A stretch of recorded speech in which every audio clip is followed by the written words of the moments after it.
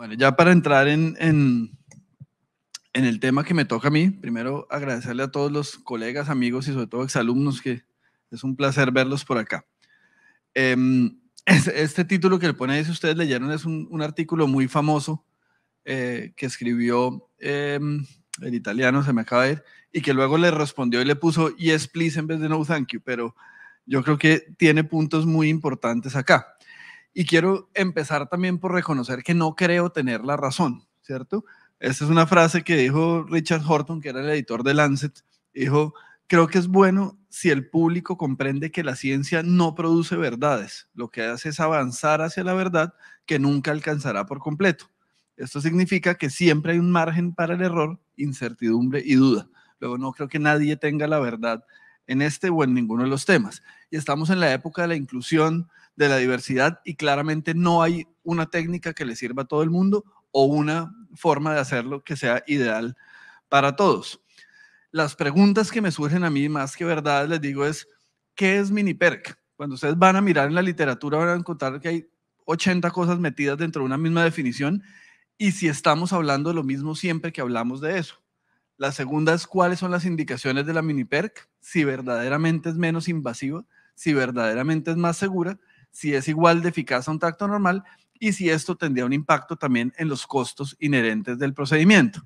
Entonces, este artículo que ya lo mostró Adolfo pretendió reunir todo lo que hay en la literatura con respecto a las diferentes definiciones, y lo que tenemos que tener como una certeza es que mini-PERC es todo lo que sea tractos debajo de 22 French. Y de ahí para abajo hay una cantidad de teorías de super mini, ultra mini, mini mini, no sé qué, que tienen succión, que tienen otro tipo de cosas, pero que siempre están enfrascadas dentro de una misma definición, y eso lo hace más complicado.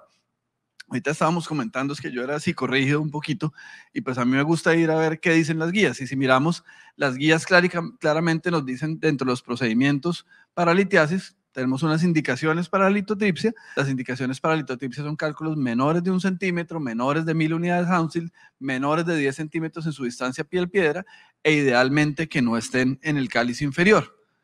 Después de eso vamos a encontrar las indicaciones de flexible, y estoy hablando de cálculos en el riñón, cálculos entre 10 y 20 milímetros, y les pongo ese asterisco porque me parece que esa es una de las peleas que vamos a tener siempre en endurología, porque eso yo creo que detrás tiene una razón más política o más de accesibilidad a tecnología o más de habilidad para percutánea, que lo que respalda la literatura, y también para la uretero está claramente demostrado, como lo ven en esas frases ahí, que les va peor a aquellas piedras del cáliz inferior, por lo cual de pronto si el cálculo es de cáliz inferior deberíamos bajar un poquito el valor. Y simplemente esos 5 artículos que les traigo y resaltados y que no es el tema, simplemente si ustedes se fijan los recuadros rojos, en todos esos artículos queda claro que hay un valor al cual el performance o los resultados con la ureteroscopia flexible no son tan buenos, y es 1.5 centímetros. ¿Por qué en las guías dicen 2? Insisto, creo que porque no hay suficientes personas que hagan percutánea, y pues si pusieran 1.5 de pronto los ponen contra la pared con esta técnica, pero todos los artículos coinciden en que 1.5, a mi juicio y en mi práctica, pareciera ser el valor real para considerar percutánea. Y finalmente las indicaciones de percutánea, pues lo tenemos claro, indicaciones en tamaño, los cálculos califormes o mayores de 2 centímetros, aquellos del cáliz inferior, como lo mencioné, cálculos muy duros, como veníamos hablando, o como el de la foto, muy, muy blandos, porque estos no van a ser fáciles de fragmentar con el láser. Esos cálculos que son como moco, infecciosos, son bastante difíciles. Otras son alteraciones anatómicas, como riñones en herradura, riñones trasplantados, por ejemplo, o situaciones del paciente. Pacientes muy, muy obesos van mal con litotripsia, los que tienen escoliosis casi que no los puede poner uno en la mesa, las pacientes que tienen derivaciones previas, como por ejemplo un Bricker, pues van a ser inabordables de manera retrógrada, y tenemos que hacerlo de forma anterógrada. Y si vamos a mirar las indicaciones de mini-PERC, pues no hay nada. Ninguna guía tiene contemplada la mini-PERC como una técnica estándar para un paciente o un caso en particular, lo cual de antemano nos pone un poquito a mirar cuál es el problema. Y a raíz de eso, pues si ustedes empiezan a hacer, esto es la búsqueda que hice o una parte de la búsqueda que hice, si ustedes empiezan a mirar, entonces contra quién la comparamos, pues van a ver que eso es una mezcolanza de mini-PERC versus flexible, mini-PERC versus percutánea. Entonces finalmente ¿para quién es? ¿Es una competencia a la flexible, entre comillas, o una competencia al tracto estándar? Esa es una de las dudas que a mí me genera. Empezamos a ver si realmente es más o menos invasiva. Y este artículo, que es una serie bastante, desde el punto de bioquímico, digamos, donde comparan mini tractos de 18 French contra tractos 30 French, que dicho sea de paso, no es lo usual que hagamos en Colombia. Yo creo que nosotros casi siempre utilizamos una camisa 24, 26. En Estados Unidos son muy dados a poner estas camisas mucho más grandes, y lo que hacen es que miran los componentes o los reactantes de la fase aguda, esos 4 que ustedes ven ahí listados, y miran también la hemoglobina y eso, y básicamente lo que encuentran, miren que todas las gráficas son igualitas, es que por lo menos desde el punto de vista metabólico o bioquímico, la respuesta inflamatoria de la persona a quien le hacen esto es exactamente la misma. No se genera por lo menos una respuesta inflamatoria más fuerte, perdón, puse ahí lo del cerdo. ¿Sí? Muy bonitas las diapositivas que nos puso Pablo, que además es un gran amigo, pero la manzana no tiene fibroblastos, por lo menos que yo sepa, ni tiene cascada de coagulación, y los muertos tampoco.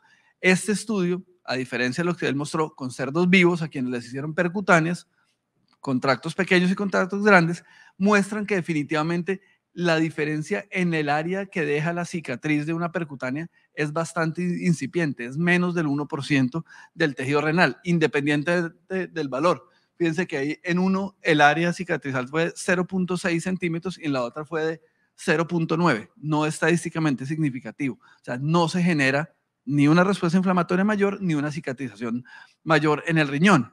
Este estudio me pareció bastante interesante. Eran pacientes con falla renal llevados a percutánea, y como ven ahí en el recuadro rojo, un año después de la percutánea, a todos les mejoró la tasa de filtración glomerular. Trampa, obviamente. Podemos especular que eran cálculos obstructivos, que los desobstruyeron, que el riñón estaba enfermo, que se infectaban, pero lo cierto es que no hubo un deterioro mayor de lo que tenían ahí. Luego tampoco se afecta la función renal finalmente. Y en esta última revisión, entonces, encontramos qué es lo que hace que un paciente llevado a un procedimiento endourológico se le deteriore la función renal. Tractos múltiples, no tiene que ver el calibre, sino el número de ingresos, el que ya tengan enfermedad renal crónica, si son diabéticos o no, si tienen infección en el posoperatorio, y las complicaciones posoperatorias. Ninguna de ellas hasta ahora relacionadas con el tamaño del tracto. Y si miramos en general la serie de complicaciones en percutánea, esto es del CROES, que como ustedes saben simplemente es un registro, nivel estadístico bastante, o poder estadístico bastante bajo, porque simplemente es un recuento de complicaciones de diferentes series. En el recuadro de la izquierda para ustedes lo que muestra son las más importantes: infección, probablemente infección y fiebre, y como se dan cuenta en los otros recuadros, uno de los factores más importantes como determinantes de complicaciones en percutánea es el estado general del paciente. Son pacientes usualmente más enfermos. Entonces ustedes ven ahí qué impacta las complicaciones: un tiempo quirúrgico prolongado y el ASA del paciente. Nada que ver nuevamente con el tracto. La tasa de transfusión global, porque hablábamos de sangrado, 5.7%, no es tan alta, sobre todo si hablamos de cálculos colariformes. Y también otros determinantes de complicaciones son el estar anticoagulados, el tener un cultivo positivo o el ser cardiópatas, que seguramente implica o afecta directamente el score de ASA. La otra determinante, esto es un estudio, es una serie de un mismo hospital, la línea de la mitad divide cuando llega un endourólogo experto en hacer percutáneas a cuando todos hacían percutáneas, es la experiencia del cirujano. Si yo no tengo tanta experiencia, es más probable que tenga complicaciones. Tampoco depende del tracto, depende de mi experiencia. Ups, creo que ahí me pasé, tal vez. Ok. No sé si me... Devuélvame 2, porfa. No, la adelante, exacto. Ok. Y un tercer tema que tenemos que tener en cuenta y cada vez está más en boga, sobre todo cuando hablamos de ureteroscopia, es la presión intrapélica. Y como ustedes ven acá en este recuadro, perdón otra vez, como ustedes ven acá, la presión intrapiélica tiende a ser mucho más alta cuando el tracto es más delgado. Nosotros típicamente usamos camisas 24 o 26 con un nefroscopio más delgado, y eso nos da un flujo de agua constante, nos permite mantener la presión intrapiélica más baja y por ende las complicaciones infecciosas también más bajitas. Y este artículo también nos muestra cómo en todas las fases, en la fase de dilatación, de fragmentación o de extracción de fragmentos, la presión va a ser más alta cuando utilizamos mini tractos que cuando usamos tractos estándar. Y no solo eso, sino que lo que hicieron en este estudio fue hacer cultivos a nivel de riñón, vaso, hígado y hemocultivos, y en la mayoría de los casos, cuando usaron presiones intrapiélicas altas, encontraron una translocación bacteriana a todas estas zonas. Entonces, seguramente, si usamos mini tractos, vamos a estar expuestos a más complicaciones desde el punto de vista infeccioso. Y otras consideraciones que es necesario tener, y Pablo lo estaba mencionando al final, unas de ellas es que un mini tracto implica una menor visibilidad. Cuando nosotros usamos una cistoscopia versus un resectoscopio que es 27, pues vemos mucho mejor porque tenemos un mejor flujo de agua. Cuando hay sangrado, pues, ¿qué es más fácil manejar? ¿Un campo de sangrado de un resectoscopio o una cistoscopia? El resectoscopio nos da mejor visión y más flujo. Y tercero, ya empezamos a hablar de que requerimos tecnología mejor para fragmentar más y no tener que sacar pedazos tan grandes que no nos van a caber por esa camisa. Entonces son otros temas a tener en cuenta, mientras que con un tracto grande, no sé si corre el video, no, intentamos seguir, mientras que con un tracto grande, esta maniobra que popularizó Adolfo cuando estaba en tercero de bachillerato, empieza a fragmentar y uno simplemente lavando logra extraer muchos fragmentos que de otra forma, pues por una camisa más delgada, no van a caber. Finalmente, también tenemos que tener una consideración y son los costos. Y es que la mayoría de las series que utilizan mini PERC o tractos delgados implican, como mostró también Pablo, el uso de un equipo especial para hacerlo. Y son camisas que nosotros o equipos que nosotros no tenemos y que tienen costos en general altos, como lo pueden ver a este lado, asociados al equipo.